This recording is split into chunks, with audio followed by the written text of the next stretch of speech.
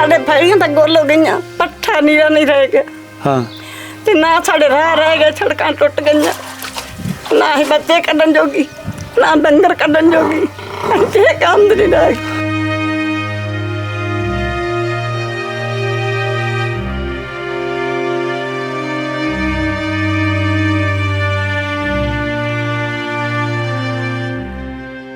ਸਾਨੂੰ ਜਿੱਦਾਂ ਦਾ ਪਾਣੀ ਆ 22 ਦਿਨ ਹੋ ਗਏ ਨੇ, 26 ਦਿਨ, ਤੇ ਅਸੀਂ ਐਵੇਂ ਪਾਣੀਆਂ ਵਿੱਚ ਬੈਠੇ।